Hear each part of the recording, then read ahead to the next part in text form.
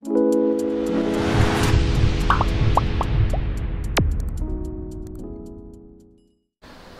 বিষয় 2024 সালের নবম শ্রেণীর দ্বিতীয় পর্যায়ক্রমিক মূল্যায়নের ভূগোলের প্রশ্ন এবং তার উত্তর। তোমাদের দ্বিতীয় পর্যায়ক্রমিক মূল্যায়নে পূর্ণমান থাকবে 40, সময় পাবে তোমরা 1.5 ঘন্টা। তোমাদের এই পরীক্ষা আগামী আগস্ট মাসে অনুষ্ঠিত হবে। এর আগে তোমাদের সেকেন্ড ইউনিট টেস্টের বাংলার প্রশ্ন এবং উত্তর করিয়ে দিয়েছি, তোমরা যারা যারা দেখোনি তার জন্য লিঙ্ক ডেসক্রিপশন বক্সে দেওয়া থাকবে, তোমরা সেখানে দেখে নিতে পারো। তোমাদের এই ভিডিও শুরু করে বলে রাখি, তোমরা যারা এই চ্যানেল নতুন তারা অবশ্যই চ্যানেলটিকে সাবস্ক্রাইব করে দিও এবং পাশে থাকা বেল আইকনটি প্রেস করে দিও। এবং এই প্রশ্নোত্তর পর্বের পরে যদি তোমাদের মনে হয় ভূগোলের আরও এক সেট প্রশ্ন তোমাদের দরকার, তোমরা কমেন্টে জানাবে, আমি তোমাদের জন্য ভূগোলের আরও এক সেট প্রশ্ন এবং তার উত্তর নিয়ে চলে আসবো। তো দেখে নাও প্রশ্নোত্তর পর্বের আগে তোমাদের সিলেবাসে ঠিক কোন কোন চ্যাপ্টার রয়েছে। আমাদের প্রাকৃতিক ভূগোল থেকে যেটা থাকছে পৃথিবী পৃষ্ঠে কোনো স্থানের অবস্থান নির্ণয়, এইখান থেকে তোমাদের দুটো এমসিকিউ, দুটো 1 নম্বর প্রশ্ন, একটা 2 নম্বর প্রশ্ন এবং একটা 3 নম্বর প্রশ্ন থাকছে। ভূমিরূপ গঠনকারী প্রক্রিয়া ও পৃথিবীর বিভিন্ন ভূমিরূপ, এখান থেকেও তোমাদের দুটো এমসিকিউ, দুটো 1 নম্বর প্রশ্ন, একটা 2 নম্বর প্রশ্ন এবং একটা 3 নম্বর প্রশ্ন থাকছে। আবহবিকার, এখান থেকে তোমাদের একটা এমসিকিউ, দুটো 1 নম্বর প্রশ্ন, একটা 2 নম্বর প্রশ্ন এবং একটা 3 নম্বর প্রশ্ন থাকছে। এরপরে আঞ্চলিক ভূগোল থেকে পশ্চিমবঙ্গ, অবস্থান ও প্রশাসনিক বিভাগ, প্রাকৃতিক পরিবেশ, এখান থেকে তোমাদের থাকছে দুটো এমসিকিউ, দুটো 1 নম্বর প্রশ্ন, একটা 2 নম্বর প্রশ্ন এবং একটা 3 নম্বর প্রশ্ন। এবার এই যে 4টে চ্যাপ্টার বললাম, এখান থেকে 4টে চ্যাপ্টার থেকে মিলিয়ে তোমাদের যে কোনো চ্যাপ্টার থেকে একটা 5 নম্বর প্রশ্ন থাকতে চলেছে, ঠিক আছে? তো আমি তোমাদের দেখো, তোমাদের অনেক কটা প্রশ্ন এবং উত্তর নিয়ে অপশন নিয়ে আলোচনা করে দিয়েছি, তোমরা একবার দেখে নাও, তোমরা পরীক্ষায় কিন্তু এত অপশন পাবে না। তো প্রথমে বিভাগ কতে চলে আসছি, সঠিক উত্তরটি নির্বাচন করো, এটা এমসিকিউ বিভাগ। কলকাতা ও এলাহাবাদের মধ্যে স্থানীয় সময়ের পার্থক্য হয়, উত্তর হবে সি 24 মিনিট। সুমেরুতে ধ্রুবতারার উন্নতি কোণ কোনটা হবে, উত্তর হবে বি 90 ডিগ্রি উত্তর। 3 নম্বর দেখো, পৃথিবীকে উত্তর ও দক্ষিণ গোলার্ধে ভাগ করেছে, এটা হচ্ছে নিরক্ষরেখা। 4 নম্বর দেখো, একটি বহির্জাত প্রক্রিয়া হলো বায়ুপ্রবাহ। আচ্ছা, এখানে বলে রাখি, তোমাদের পৃথিবীকে পশ্চিম ও পূর্ব গোলার্ধে ভাগ করেছে কোন রেখা, সেটা যদি জানো তোমরা কমেন্টে লিখে জানাবে। তারপরে দেখো, আগ্নেয়গিরির সংখ্যা সবচেয়ে বেশি দেখা যায় কোথায়, উত্তর লিখবে প্রশান্ত মহাসাগরীয় বলয়ে, ক হচ্ছে সঠিক উত্তর। ভূপৃষ্ঠের সমান্তরাল দুটি ফাটলের মাঝের অংশ উঠে সৃষ্টি হয়, গ স্তূপ পর্বত, ঠিক আছে? এখানে একটু অপশনগুলো এলোমেলো হয়ে গেছে, ঠিক করে নিও। 7 নম্বর দেখো, আবহবিকার জাত পদার্থ স্থানান্তরিত হওয়ার প্রক্রিয়াকে কি বলা হয়, ক্ষয়ীভবন বলা হয়। 8 নম্বর দেখো, আবহবিকারের সৃষ্ট শিথিল স্তরের নাম কি, উত্তর হবে ঘ রেগোলিথ।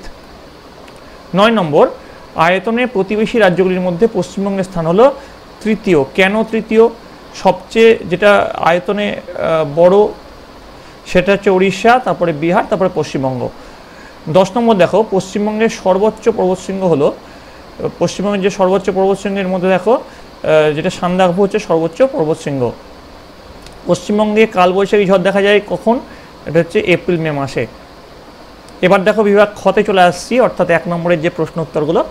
প্রথমে সত্য অথবা মিথ্যা নির্বাচন করো, তোমাদের এখানে 4টে করতে হবে, প্রথমে সত্য মিথ্যা 4টে তোমাদের করতে হবে। গ্রিনিচের সময় নির্ণয় করা হয় ক্রোনোমিটার যন্ত্রের সাহায্যে, উত্তর হচ্ছে সত্য। মালাস্কার প্রণালীর মধ্য দিয়ে আন্তর্জাতিক তারিখ রেখা গেছে, উত্তর মিথ্যে। একই দ্রাঘিমা রেখায় অবস্থিত বিভিন্ন স্থানীয় সময় একই হয়, বিভিন্ন স্থানের স্থানীয় সময় একই হয়, এটা একদম সত্য। সিঙ্গালীলা শৈলশিরা পশ্চিমবঙ্গকে নেপাল থেকে পৃথক করেছে, সত্য। গোসাবা নদীটি হলো সুন্দরবন অঞ্চলের নদী, একদম সত্য। কংসাবতী ও কেলেহাই নদী দুটির মিলিত প্রবাহের নাম হলো হলদি নদী, এটাও কিন্তু সত্য। এবার দেখো বি, দেখো উপযুক্ত শব্দ বসিয়ে শূন্যস্থান পূরণ করো, দুটি করতে হবে, প্রতিটি প্রশ্নের মান হচ্ছে 1। লোয়েস কথাটির অর্থ কি, উত্তর হবে বালিয়াড়ি, মরু অঞ্চলে হলুদ ও ধূসর রঙের সূক্ষ্ম পলি ও বালিকণা। 2 দেখো, ড্যাশ পর্বতে জীবাশ্ম দেখা যায়, উত্তর হচ্ছে ভঙ্গিল পর্বতে। 3 নম্বর দেখো, ভারতের খনিজ ভাণ্ডার বলা হয় ড্যাশ মালভূমিকে, উত্তর হবে ছোট নাগপুর মালভূমিকে। 4 নম্বর, ড্যাশ যুগে হিমালয় পর্বত গঠিত হয়, উত্তর হবে টার্সিয়ারি যুগে। এবার দেখো সিএ চলে আসছি, একটি বা দুটি শব্দ উত্তর দাও, প্রতিটি প্রশ্নের মান 1, যে কোনো দুটি তোমাদের করতে হবে। কি উদ্দেশ্যে ধাপ চাষ ও ফালি চাষ করা হয়, উত্তর লিখবে মাটির ক্ষয় রোধ করার জন্য ধাপ চাষ ও ফালি চাষ করা হয়। 2 নম্বর দেখো, যান্ত্রিক আবহবিকার কোন জলবায়ুতে বেশি ঘটে?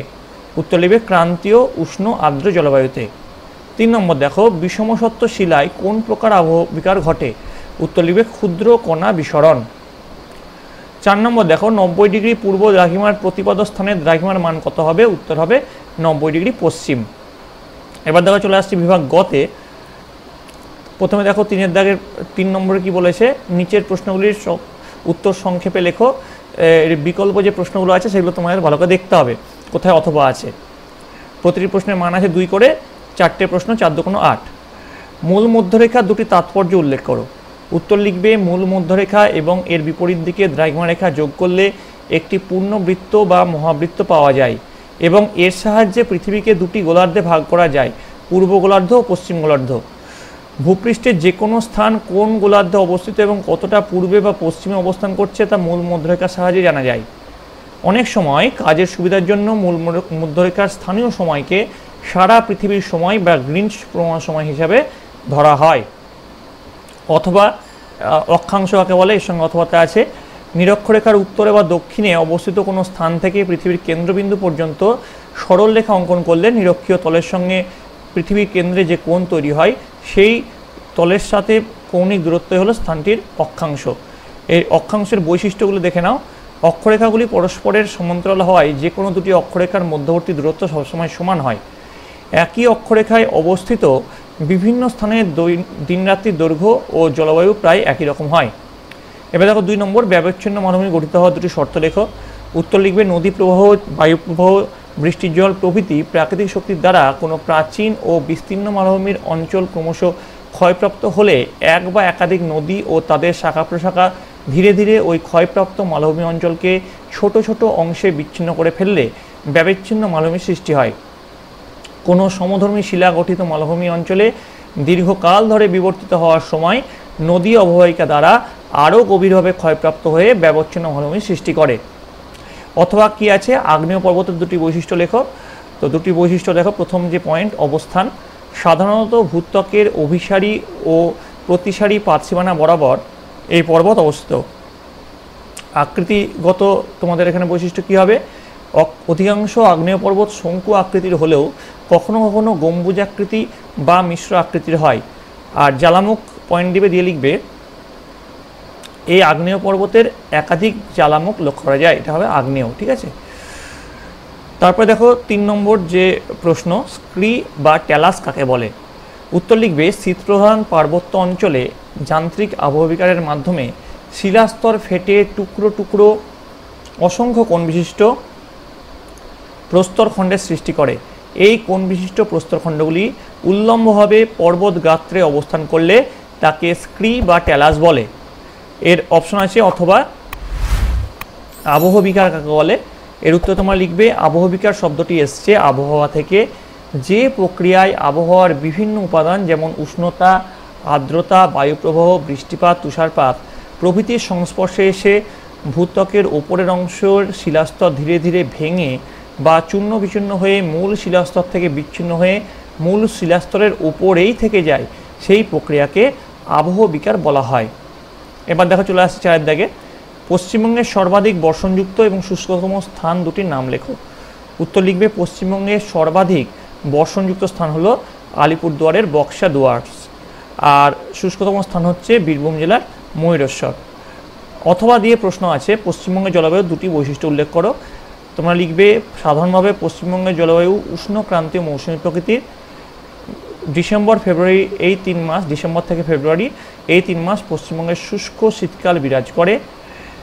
মে থেকে জুন মাসে বছরের সর্বাধিক উষ্ণতা 40 ডিগ্রি থেকে 42 ডিগ্রি সেলসিয়াস লক্ষ্য করা যায়। এবার দেখো চলে আসছি বিভাগ ঘতে। বিভাগ ঘতে যেটা বলেছে নিচের প্রশ্নগুলির উত্তর দাও। এগুলো কিন্তু 3 নম্বর প্রশ্ন, তোমাদের 4টে প্রশ্নের উত্তর দিতে হবে। তোমরা কিন্তু আগেও বলে দিচ্ছি পরীক্ষায় এত অপশন পাবে না, তোমাদের যেহেতু প্রশ্নের সাজেশন পেতে সুবিধা হয় তাই জন্য তোমাদের এত কটা প্রশ্নের উত্তর করানো হয়েছে। তো দেখে নাও, প্রথমে যে প্রশ্নটা আছে অক্ষাংশ ও অক্ষরেখা বলতে কি বোঝায় উল্লেখ করো। উত্তর লিখবে নিরক্ষরেখা থেকে উত্তর বা দক্ষিণে অবস্থিত কোনো স্থানের কৌণিক দূরত্বকে সেই স্থানের অক্ষাংশ বলে। প্রসঙ্গত ভূপৃষ্ঠের কোনো স্থান থেকে ভূকেন্দ্র পর্যন্ত যদি কোনো ব্যাসার্ধ টানা যায় তাহলে তার নিরক্ষীয় তলের সঙ্গে যে কোণ উৎপন্ন করে কৌণিক সেই কৌণিক দূরত্বই হলো ওই স্থানের অক্ষাংশ। একটু প্রিন্টিং মিস্টেক আছে, এগুলো ঠিক করে নিও। অক্ষরেখা বলে পৃথিবীতে নিরক্ষরেখার উভয় দিকে সমান অক্ষাংশ বিশিষ্ট স্থানগুলিকে পূর্ব পশ্চিমে বেষ্টিত যে বৃত্তাকার কাল্পনিক রেখা দ্বারা সংযুক্ত করা হয় তাকে অক্ষরেখা বলা হয়। প্রসঙ্গত পৃথিবীর উভয় গোলার্ধে নিরক্ষরেখার সমান্তরালে 1 ডিগ্রি অন্তর 89টি সমান্তরাল অক্ষরেখার বৃত্ত কল্পনা করা হয়েছে। এবার অথবা দিয়ে যে প্রশ্নটা আছে, ভারতের প্রমাণ সময় বা ইন্ডিয়ান স্ট্যান্ডার্ড টাইম বলতে কি বোঝো? এই প্রশ্নটা কিন্তু খুব ইম্পর্ট্যান্ট। তো দেখো, একটি দেশে অসংখ্য দ্রাঘিমারেখা থাকে, ফলে সেই দেশে একাধিক স্থানীয় সময় পরিলক্ষিত হয়, ফলে দেশের কাজকর্ম চালাতে খুবই অসুবিধা হয়। এই অসুবিধা দূর করার জন্য দেশের মধ্যবর্তী একটি নির্দিষ্ট দ্রাঘিমারেখার স্থানীয় সময় অনুসারে ওই দেশের সব কাজ চালানো হয় এবং ওই দ্রাঘিমার স্থানীয় সময়কে সে দেশের প্রমাণ সময় ধরা হয়। ভারতের ক্ষেত্রে 82 ডিগ্রি 30 মিনিট পূর্ব দ্রাঘিমারেখাটি প্রায় দেশের মাঝখান দিয়ে গেছে, তাই ওই দ্রাঘিমারেখার স্থানীয় সময়কে ভারতের প্রমাণ সময় বা ইন্ডিয়ান স্ট্যান্ডার্ড টাইম ধরা হয়। 82 ডিগ্রি 30 মিনিট পূর্ব দ্রাঘিমারেখাটি ভারতের উত্তরপ্রদেশের এলাহাবাদ শহরের কোকাদ ও সোনাইটের ওপর দিয়ে প্রসারিত হয়েছে। 82 ডিগ্রি 30 মিনিট পূর্ব প্রমাণ দ্রাঘিমার স্থানীয় সময় অনুসারে ভারতের সব সরকারি বেসরকারি অফিস, রেল চলাচল, বেতার ও টেলিভিশন সম্প্রচার ইত্যাদি কাজকর্ম পরিচালিত হয়ে থাকে।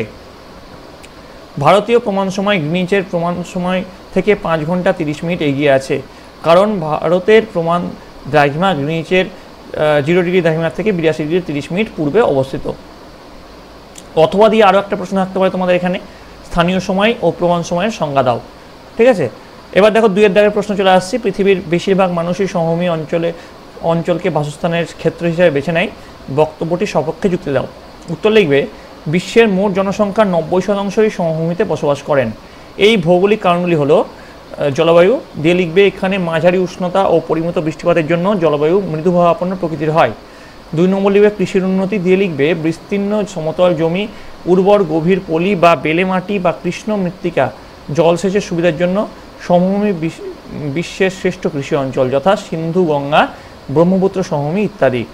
3 নম্বর দিয়ে লিখবে, জলের সহজলভ্যতা দিয়ে লিখবে, সমভূমির মাটি অগভীরে ভৌম জল এবং অসংখ্য নদ নদী, খাল ও জলাশয় থেকে সেচ, দৈনন্দিন কাজকর্ম, পানীয় ও শিল্প কাজে জল পর্যাপ্ত পরিমাণে পাওয়া যায়।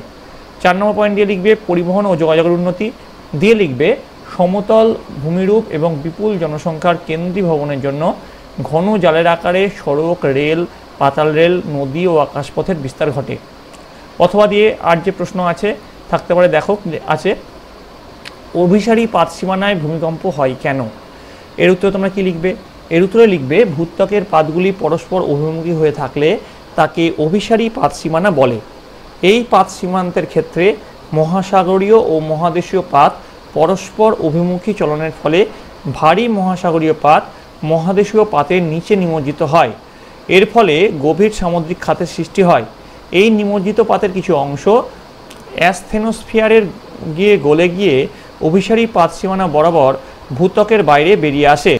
এই নিমজ্জিত পাত সীমানায় একাধিক আগ্নেয়গিরি ও আগ্নেয় দ্বীপের সৃষ্টি হয়। ভূত্বকের এই অংশ ও অস্থির থাকায় প্রায়ই এই অঞ্চলে ভূমিকম্প ও ভূ আলোড়ন হয়।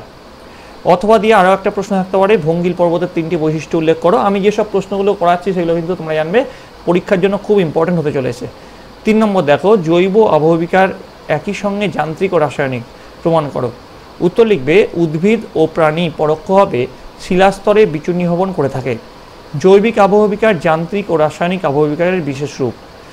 জৈব যান্ত্রিক আবহবিকার পয়েন্ট দিবে, দিয়ে লিখবে, শিলাস্তরের মধ্যে উদ্ভিদের শিকড় প্রবেশ করলে শিলাস্তরের চাপের সৃষ্টি হয় এবং শিলাসমূহ আস্তে আস্তে চূর্ণ বিচূর্ণ হয়ে থাকে। কিছু প্রাণী যেমন ইঁদুর, কেঁচো, ছুঁচো, খরগোশ প্রভৃতি শিলার মধ্যে গর্ত খুঁড়ে থাকে, এতে শিলাস্তর দুর্বল হয়ে ক্ষয়প্রাপ্ত হয়। জৈব রাসায়নিক আবহবিকার পয়েন্ট দিবে, দিয়ে লিখবে, শিলাসমূহ প্রাণীর দ্বারা রাসায়নিকভাবে বিয়োজিত হয়ে থাকে, যেমন মস, লাইকেন জাতীয় শৈবাল শিলার উপর জন্মায়। বৃষ্টির জলের সংস্পর্শে এসে হিউমাস গঠন করে, তা থেকে হিউমিক অ্যাসিডের সৃষ্টি হয়। শিলার মধ্যে অবস্থিত খনিজ এই অ্যাসিডের সংস্পর্শে এলে বিয়োজিত হয় এবং শিলায় আবহবিকার ঘটায়। এবার দেখো অথবা, অথবা দিয়ে কী প্রশ্ন আছে, রাসায়নিক আবহবিকারে শিলার কী পরিবর্তন ঘটে। এর উত্তরে তোমরা কি লিখবে, উত্তরে লিখবে রাসায়নিক আবহবিকারের ফলে শিলা গঠনকারী খনিজের মৌলিক পরিবর্তন ঘটে এবং গৌণ খনিজে পরিণত হয়।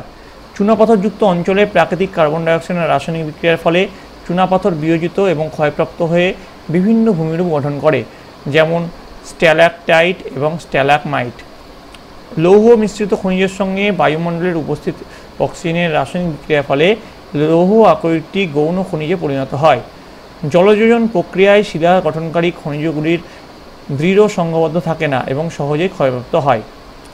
অথবা দিয়ে আরও কিছু প্রশ্ন এখানে দিয়েছি, দেখে নাও। 3টি বিষয়ের ভিত্তিতে আবহবিকার ও ক্ষয়বহনের মধ্যে তুলনামূলক আলোচনা করো। এটা কিন্তু খুব ইম্পর্টেন্ট প্রশ্ন।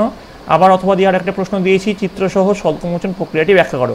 আচ্ছা, যেসব অথবা দিয়ে এক্সট্রা প্রশ্নগুলো দিচ্ছি সেগুলো যদি তোমাদের দরকার হয় অবশ্যই কমেন্টে জানাবে, আমি তোমাদের জন্য সেই প্রশ্নগুলোর উত্তর নিয়ে চলে আসবো।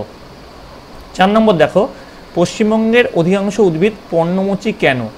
এর উত্তর তোমরা কি লিখবে, পশ্চিমবঙ্গের জলবায়ু ক্রান্তীয় আর্দ্র মৌসুমী প্রকৃতির হওয়ায় ঋতু পরিবর্তন ঘটে। এই ঋতু পরিবর্তন পর্ণমোচী প্রজাতির উদ্ভিদ জন্মানোর মূল কারণ। বছরে আর্দ্র ও উষ্ণ গ্রীষ্মকাল এবং শুষ্ক ও শীতল শীতকাল হয়ে থাকে। এছাড়াও এই দুটি ঋতুর মধ্যবর্তী সময়ে বসন্ত ঋতু এবং হেমন্ত ঋতুর আগমন ঘটে এবং এই নির্দিষ্ট ঋতুতেই পার্বত্য ও সমভূমি অঞ্চলে বেশ কিছু প্রজাতির গাছের পাতা ঝরে যায়। এই ধরনের স্বাভাবিক উদ্ভিদের প্রজাতির শীতকালের পূর্বে ও গ্রীষ্মের আগমনের পূর্বে নিয়ম করে গাছের পাতা ঝরে যায়, তাই এই প্রজাতির নাম পর্ণমোচী উদ্ভিদ। যে 3 ধরনের পর্ণমোচী উদ্ভিদ দেখা যায় সেগুলি হলো শাল, সেগুন, ওক, বারচ, ম্যাপল প্রভৃতি পূর্ব হিমালয়ে দেখা যায়। শাল, শিমুল, মহুয়া, পলাশ, আমলকি প্রভৃতি মালভূমি অঞ্চলে দেখা যায়। আম, জাম, কাঁঠাল প্রভৃতি সমভূমি অঞ্চলে দেখা যায়। অথবা দিয়ে আরও একটা প্রশ্ন দেখে নাও, পশ্চিমবঙ্গের শীতকাল শুষ্ক হয় কেন। এর উত্তর তোমরা কি লিখবে, পশ্চিমবঙ্গের শীতকালে সাধারণত বৃষ্টিপাত হয় না। শীতকালে সূর্যের দক্ষিণায়ন হওয়ার ফলে উত্তর ও পূর্ব ভারতে তাপমাত্রা কম থাকে, ফলে এই সময় স্থলভাগে উচ্চচাপ এবং দক্ষিণে সমুদ্রের দিকে নিম্নচাপের সৃষ্টি হয়। এই কারণে স্থলভাগ থেকে জলভাগের দিকে বাতাস প্রবাহিত হয়, যা উত্তর পূর্ব মৌসুমী বায়ু নামে পরিচিত। এই বায়ু সম্পূর্ণ শুষ্ক এবং জলীয় বাষ্পহীন হওয়ায় পশ্চিমবঙ্গের উপর দিয়ে ডিসেম্বর ও জানুয়ারি মাসে এই বায়ু প্রবাহিত হয়, ফলে পশ্চিমবঙ্গে শীতকাল শুষ্ক থাকে। এবার দেখো চলে যাচ্ছে বিভাগ ঙ, অর্থাৎ 5 নম্বরের যে প্রশ্ন, 4টে চ্যাপ্টার থেকে যে কোনো একটা প্রশ্ন থাকবে। তো দেখো প্রথম যে প্রশ্ন, পশ্চিমবঙ্গের জলবায়ু ক্রান্তীয় মৌসুমী প্রকৃতির, এই বক্তব্যটির সত্যতা বিচার করো। উত্তর লিখবে, পশ্চিমবঙ্গের জলবায়ু উষ্ণ আর্দ্র ক্রান্তীয় মৌসুমী প্রকৃতির। শীতকালের কয়েকটি মাস এবং উত্তরের পার্বত্য অঞ্চল ছাড়া প্রায় সারা বছরই উষ্ণতা বেশি থাকায় জলবায়ু উষ্ণ প্রকৃতির। রাজ্যের প্রায় সর্বত্রই বৃষ্টিপাতের পরিমাণ মাঝারি থেকে বেশি হওয়ায় জলবায়ু আর্দ্র প্রকৃতির হয়ে থাকে। পশ্চিমবঙ্গের মধ্যভাগ দিয়ে কর্কটক্রান্তি রেখা প্রসারিত হয়েছে, ফলে এখানে জলবায়ু ক্রান্তীয় প্রকৃতির। মৌসুমী বায়ুপ্রবাহ দ্বারা আবহাওয়ার উপাদানগুলি সর্বাধিক প্রভাবিত হওয়ায় জলবায়ু মৌসুমী প্রকৃতির। পশ্চিমবঙ্গের ঋতু পরিবর্তন, বৃষ্টিপাতের পরিমাণ, বায়ুপ্রবাহ, উষ্ণতা পরিবর্তন মৌসুমী বায়ু দ্বারা নিয়ন্ত্রিত হয়। মোট বার্ষিক বৃষ্টিপাতের 90% মৌসুমী বায়ু দ্বারা ঘটে। রাজ্যের ঋতুগত বিপরীতমুখী বায়ুপ্রবাহ হয়ে থাকে।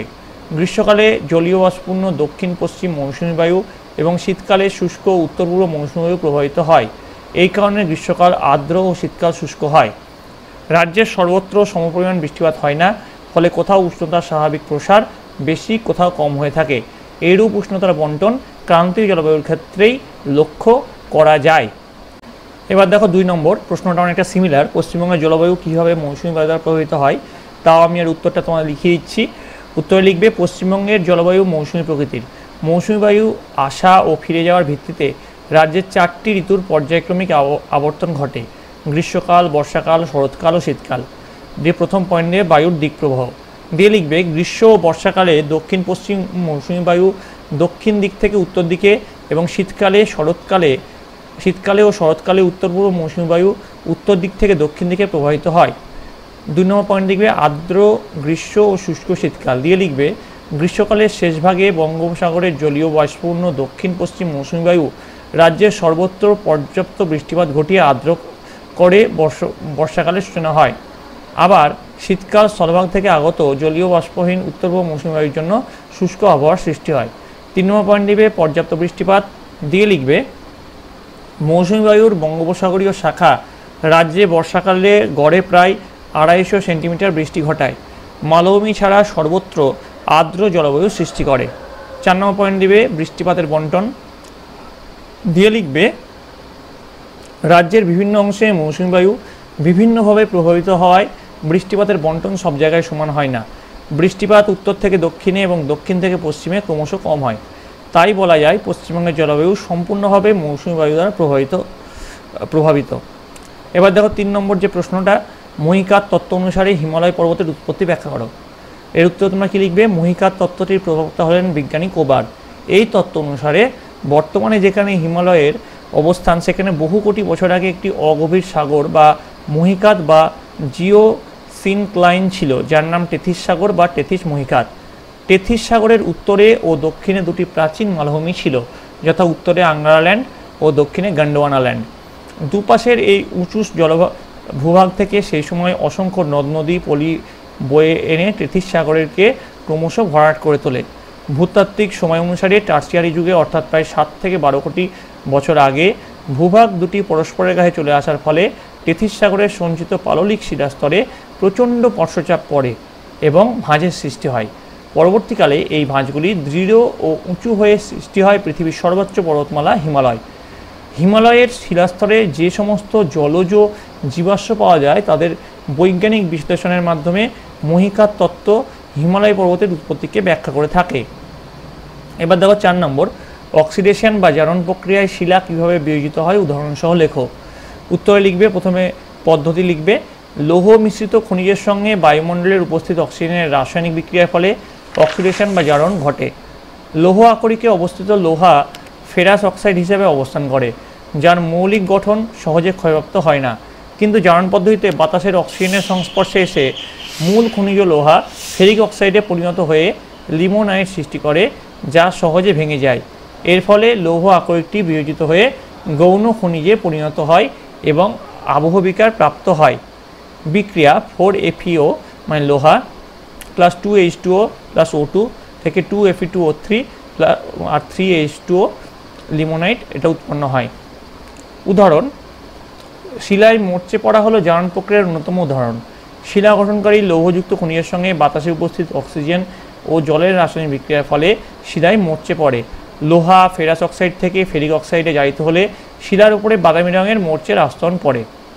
ঠিক আছে, এবার দেখো 5 নম্বরের একটা প্রশ্ন দেখো, টোকিও থেকে টোকিওর যে তোমাদের মান সেটা দেওয়া হয়েছে থেকে 2016 সালের 1 মার্চ মঙ্গলবার ভোর 3টের সময়ে একটি ইমেল কলকাতার 88 ডিগ্রি 24 মিনিট পূর্বতে পাঠানো হয়েছিল। সেটি কলকাতায় কোন দিন, কোন তারিখ, কোন সময়ে এসে পৌঁছেছিল? তো এই ছিল তোমাদের নবম শ্রেণীর দ্বিতীয় পর্যায়ক্রমিক মূল্যায়নের ভূগোলের সাজেশন প্রশ্ন এবং তার উত্তর। তোমাদের যদি আরও এক সেট প্রশ্ন এবং উত্তর দরকার হয় তোমরা অবশ্যই কমেন্টে জানাবে। তোমাদের কিন্তু অনেক কটাই প্রশ্ন এবং উত্তর দেওয়া হলো, তার জন্য এই ভিডিওটা একটু লম্বা হলো। তোমাদের যদি এই ভিডিওটি ভালো লেগে থাকে অবশ্যই লাইক করবে, বন্ধুদের কাছে অনেক অনেক শেয়ার করবে এবং তোমাদের সামনেই পরীক্ষা, তোমরা তোমাদের বইটা খুঁটিয়ে পড়ো। তোমরা যদি তোমাদের বইটা খুঁটিয়ে পড়তে পারো এবং এই প্রশ্নের উত্তরগুলি যদি প্র্যাকটিস করো তোমাদের পরীক্ষায় 100% সাফল্য নিশ্চিত। তোমরা সকলে ভালো থাকবে, তোমরা সকলে সুস্থ থাকবে।